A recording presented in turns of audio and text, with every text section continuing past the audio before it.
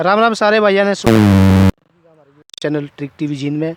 और कई दिनों से काफ़ी दिनों से हमने मास्टर सुशील जी हैं, वो अब की बार सरपंच पद के भावी उम्मीदवार है गांव गंगा टेढ़ी पोपड़ा करनाल से। और उनसे काफ़ी टाइम लिया भी मिलना है, ये बना उसने टाइम दिए भाई ऑफिस में आज लेकिन आज हमने उस पर अचानक से रेड मार दी। असंध से ला रहे थे और ये खेत में यहाँ पे मौजूद मिल ही गया हमने।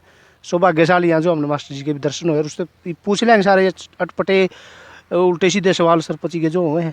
राम राम सरपंच साहब जी। पत्रकार महोदय, सबसे पहले आपके चैनल के माध्यम से जुड़े हुए सभी दर्शक साथियों को और आपको मेरी नमस्ते। अच्छा जी, आप सबसे पहले तो आप यही बताओ कि अभी फ़िलहाल प्रेजेंट में क्या कर रहे हैं? पत्रकार महोदय, वर्तमान में मैं एक एसएस पब्लिक स्कूल पोपड़ा में है, वहाँ पे एज ए प्रिंसिपल मैं कार्य करता हूँ। अच्छा जी, और वहीं पे मैं काम कर रहा हूँ आजकल। तो सर जैसे प्रिंसिपल होगा आपकी जो हम कह सकते हैं कि रोज़गार या फिर काम मिल रहा है, तो अचानक से आपने राजनीतिक तरफ पर रुख मोड़ा, ये कैसे प्रश्न आपके सवाल में थे कि सरपंच बना जाए? जी, पिछले 7-8 वर्षों से मैं एसएस पब्लिक स्कूल का हिस्सा रहा हूँ। अच्छा और जैसे आपने प्रश्न कर ही लिया कि शिक्षा से हटके और आपके मन में जो सरपंच पद के लिए ये एक ऐसा आपके मन में कैसे विचार आया? हाँ जी, हाँ जी, कोई भी जब हम कार्य करते हैं, किसी ना किसी व्यक्ति का, कोई मोटिवेटर का उसमें हाथ होता है। हाँ जी, मेरा जो परिवार है, मेरे परिवार में मेरे ताऊ जी पहले ही पंचायत का हिस्सा रहे हैं। अच्छा जी, और आजकल वो कुरुक्षेत्र के अंदर अपना उन्होंने कार्य संभाला हुआ है, वहाँ पे काम कर रहे हैं, हाँ जी, अच्छे सेटल हैं। तो उन्होंने मेरे को मोटिवेट किया कि बेटा, अब योग्यता है आपके अंदर, पढ़े लिखे हो आप बिल्कुल, और हाँ जानते भी हो, हाँ, तो आपने मेरी तरह हाँ जी, गांव में जो भी सामाजिक काम होता है उसमें बढ़ चढ़ के भाग लेना है। हाँ जी, और अपने गांव का, आपने अपने गांव को कम से कम, हम गांव को तो अपने विकास की एक पथ की ओर अग्रसर कर सकते हैं। हाँ जी, हाँ जी, भाई, जैसे प्रत्येक हर गांव में होते हैं, हाँ जी, युवा पीढ़ी है आजकल पढ़ी लिखी है, हाँ जी, समझदार हैं, सभी के सभी कानूनों को जानते हैं, पहचानते हैं, बिल्कुल सही, बोलना जानते हैं। तो क्यों ना अब मेरे भी मन में विचार आया कि सत्ता में आके अब कुछ भी काम करना है जिसके लिए थोड़ी पावर तो चाहिए। बिल्कुल जी, तो पावर में आने की हाँ, बात। पावर में आने की बात होती है, तो वहीं से मेरे मन में ये विचार आया। वैसे पहले से भी मैं कभी गांव में जब भी कोई छोटा मोटा कार्यक्रम होता है या कोई बाहर से कोई पदाधिकारी आते हैं, हाँ जी, वहाँ पे मैं शामिल होता हूँ और अपने विचार भी रखता हूँ। गांव में कभी भी कोई किसी प्रकार की छोटी मोटी समस्या आती है, हाँ जी, उसमें हमें मौके पे जो सरपंच होते हैं, निम्बर साथी होते हैं, हाँ, उनके पास भी ना जाके छोटा मोटा जो काम हम खुद मिल बांट के कर उसको समस्या का हमने हल भी किया है। अच्छा जी।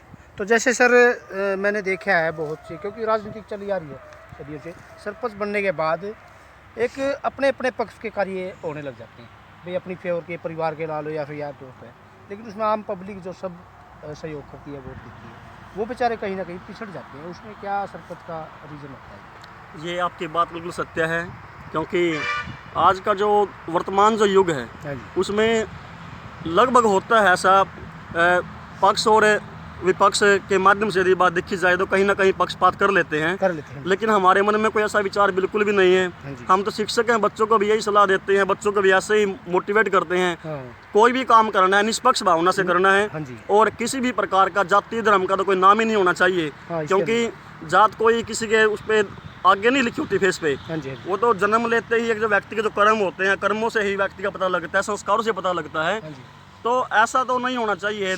और हमारे को यदि ऐसा मौका मिलता है आगे काम करने का, तो निष्पक्ष भावना से पूरे के पूरे गाँव वासियों को, छोटे बच्चे से लेके बुजुर्ग तक, हाँ जी। 36 बिरादरी को साथ लेके हम काम करेंगे। तो सर रही बात फिर आगे जो है सरपंच बनने के बाद आप विकास सबसे पहले कौन सा लेंगे?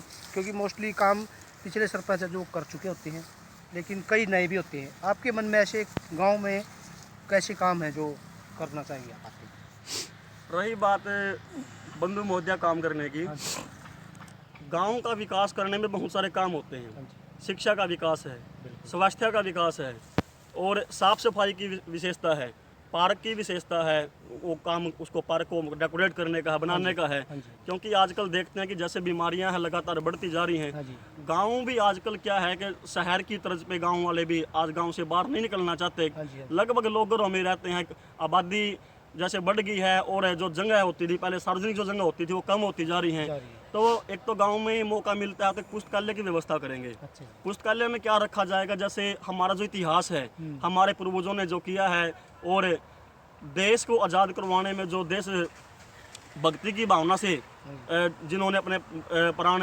बलिदान किए हैं देश के लिए, उनका इतिहास पढ़ा आ जाएगा, हमारे पूर्वजों का इतिहास पढ़ा आ जाएगा, रामायण है, महाभारत है और जीके जैसी पुस्तकें जो जनरल नॉलेज की।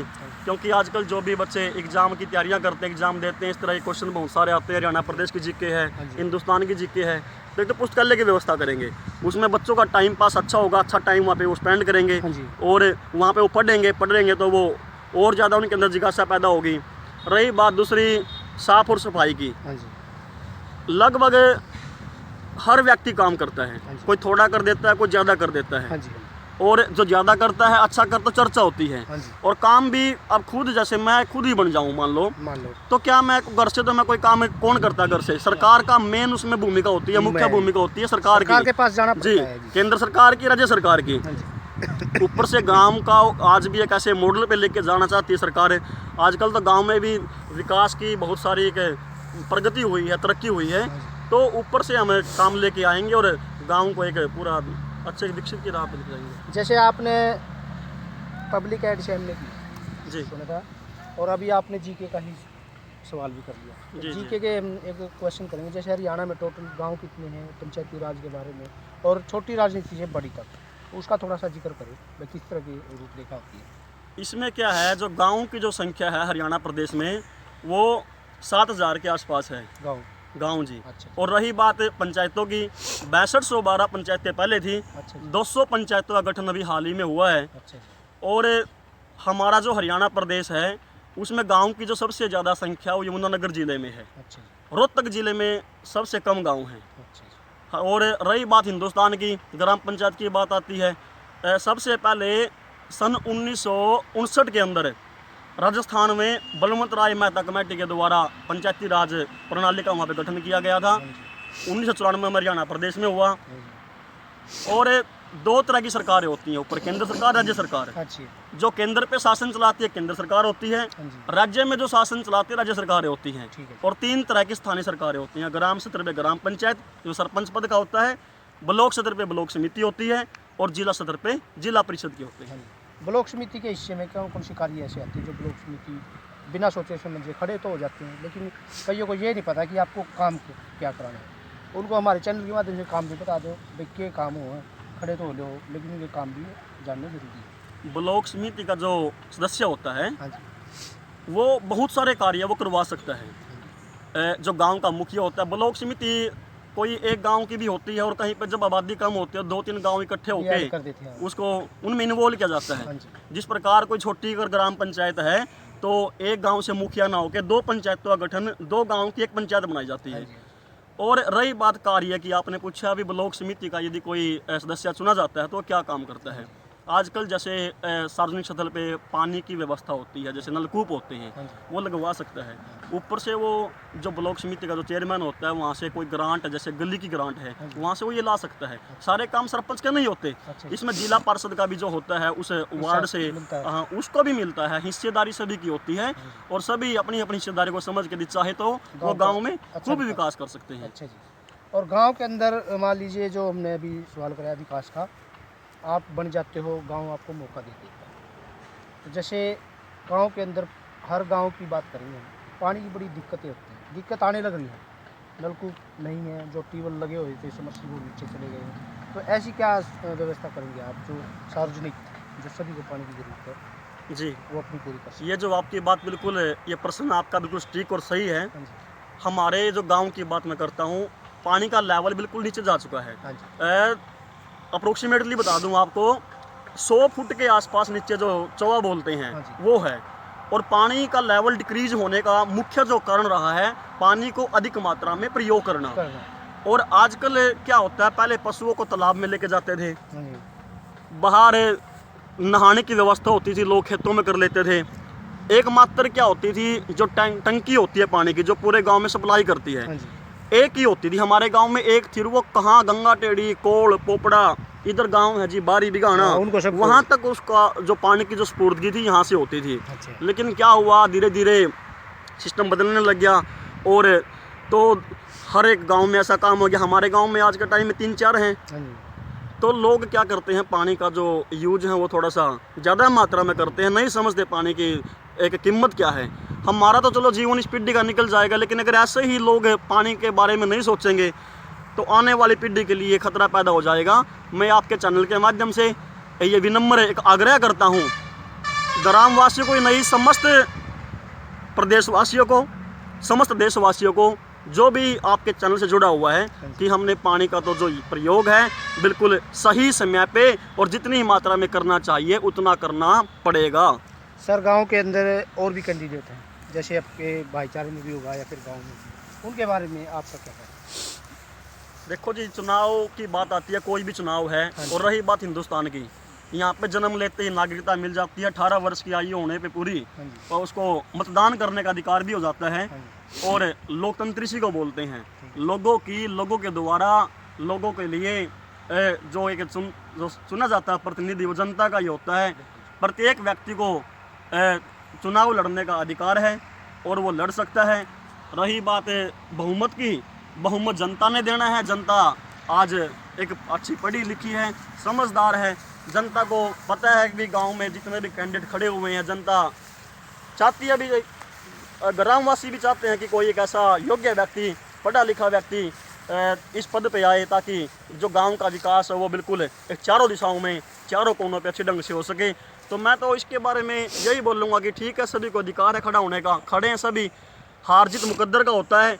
जो व्यक्ति, जो उम्मीदवार सबसे अच्छा इसमें योगदान करेगा, सबसे अच्छा खेलेगा और सबसे अच्छी उसकी छवि होगी, उसी को ग्रामवासी मौका देंगे। ये तो मैदान है, खिलाड़ी तो उतरेंगे ही। जी जी, मैदान में खिलाड़ी की संख्या होनी चाहिए, अकेला तो फिर जीत ही जाएगा, अकेले क्या जीत होती है। और जो भी प्रेजेंट में सरपंच साहब है सतीश टूर्ण जी, उनका कार्य विकास कैसा रहा? उनका कार्य विकास अच्छा रहा है, अच्छे काम उन्होंने गाँव में किए हैं। और ये कोई अतिशोक्ति भी नहीं है कि आप तो एक मीडिया वाले हो, जा सकते हो पूरी की पूरी, आपको तो आज़ादी है जाने की हर जगह पे, आप जाके देख भी सकते हो। काम खूब हुए हैं और जो काम रहे हैं, देखो कोई भी कार्यकाल है, सारे के सारे काम को एक कार्यकाल में नहीं निपटते, ठीक है ना जी। तो काम हुए हैं, रहे हैं, तो काम आगे जो भी भाई को गाँव मौका देगा वो उनको पूरा करेगा। और कुछ कहना चाहोगे गाँव वालों को, युवा साथियों को, जो आजकल नशे की चपेट में आते जा रहे हैं, उनको क्या कुछ संदेश देना चाहोगे? ग्रामवासियों को आपके चैनल के माध्यम से यही एक विनम्र प्रार्थना करना चाहूँगा कि भाई प्रतिस्पर्धा का दौर है, प्रतिस्पर्धा का युग है, और जो बेरोजगारी है वो लगातार बढ़ती जा रही है। तो अधिक से अधिक शिक्षित होना बहुत ही ज़रूरी है। सबसे पहले आप शिक्षा अधिक से अधिक प्राप्त करिए। शिक्षा प्राप्त करने के बाद पब्लिक सेक्टर में भी, नहीं तो प्राइवेट सेक्टर में भी आप अच्छा काम कर सकते हो और अपने परिवार को भली भांति एक अच्छा रोजगार दिला सकते हो, परिवार को चला सकते हो, उनके रहने के लिए व्यवस्था है, आवास की व्यवस्था है। तो पहले तो क्या होता था, ग्राम के अंदर कृषि पे ज़्यादा आधारित होता था, क्योंकि आज भी है ऐसा, लेकिन अब कृषि में भी आप देख रहे हो आजकल क्या चला हुआ है, बिल्कुल चल रहा है, किसानों के साथ इतना बुरा हो रहा है जी। तो मैं यही चाहूँगा, ये तो हमारी एक स्थायी संपत्ति है, ये तो है ही हमारी प्रॉपर्टी, ये तो हमारे को रेंट पे मिली हुई है हमारे पूर्वजों से।